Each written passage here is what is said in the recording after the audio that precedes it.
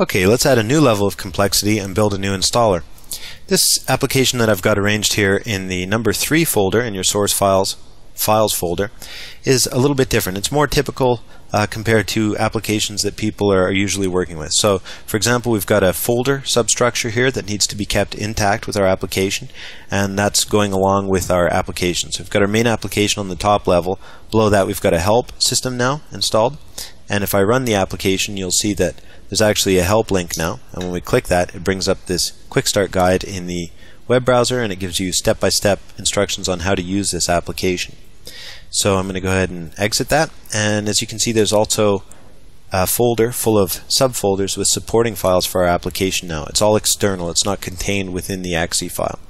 Okay, so this is more typical of what most people are using, and let's take a look at how we'll create an installer for this. Additionally, we'll add a couple new wrinkles to the install process. So we'll start up Setup Factory. Again, it's going to remember our information from the last install, so we'll just press Create New Project, and it goes through the process here.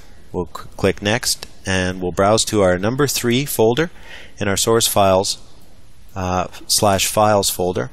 And here's the difference we're going to do this time. Instead of including the files in the subfolders, let's go ahead and uncheck that, and we'll add those folders via drag and drop, just to show you how it's done. So I'll go ahead and press Next. We'll leave our other settings set up as their defaults, or as what we've been using rather, and we'll press Finish. Now, as you can see, we've got the first 3 files, but we don't have those subfolders. Let's go ahead and drag and drop those just to see how that works. I'm going to make my application a little smaller and bring my folder over here and take a look at how we do this. I'm going to go ahead and just drag and drop these 2 folders right into this Archive tab here. It's going to ask me if I want to add them as a folder reference, and I'm going to answer yes. I'm going to go ahead and maximize our application, and you see what we have now.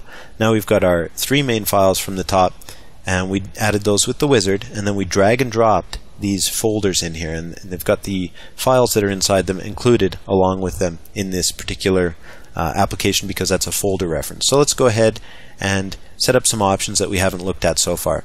Now, so far our main application has been installing with a weird default title of Autoplay Media Studio Professional Application. Let's change that. So we'll double click on the IR Forum EXE application, and we'll go into the Shortcuts tab here, and we'll change the name of our shortcut. So we're going into the description area of the properties section here, and we're just going to go ahead and type in Headline Grabber. Okay, and then we'll press OK. That's going to change the title that gets installed in the program menu. Let's go ahead and do the same thing here for our Quick Start PDF. First of all, we'll go into the Shortcuts tab and check the Start Menu App Folder box here so that it installs a shortcut for this app particular document, and then in the description area we'll go ahead and type Help Guide. We'll press OK, and we're basically ready to go. Let's go ahead and publish our application. So I'll build it to a single file again. I'm just going to overwrite the existing one that was there, and we'll go ahead and run this installer. As you can see, we've got the familiar installer environment we've had so far. We've got the same screens. Now, of course, we could remove these screens, we can customize these screens, we can do anything we want with them. We've just been working with the default screens from the project wizard so far. And that's fine. I wanted everybody to just get up and running right away, and not having to spend an hour listening to a whole bunch of core concepts, just get in there and start building.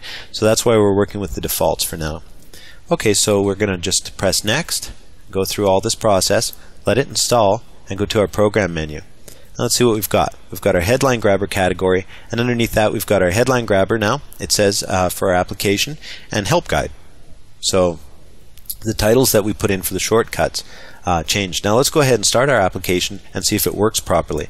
If those program folders weren't installed properly, our application will not work because those are the supporting files. So for example, let's go ahead and click on our help link. And as you can see, our help system launches perfectly well.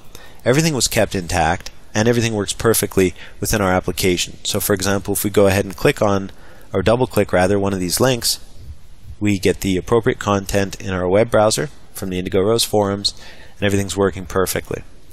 So Setup Factory automatically parsed that folder subsystem for us when we drag and drop those folder references in here, and it included all the files, set them up properly, and during the program install recreated the original structure so that everything worked well. So as you can see here, it took us all of 2 minutes to build quite a complex installer when you think about what's going on. Let's go ahead and uninstall our program. So we'll go to Headline Grabber, uninstall Headline Grabber, press next, and it's done. That's it. It's gone off our system. If we go back to the program menu, there's nothing there.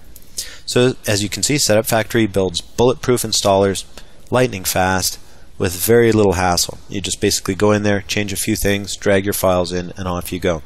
So let's go ahead now and add another level of complexity to what we're doing here and build a new installer.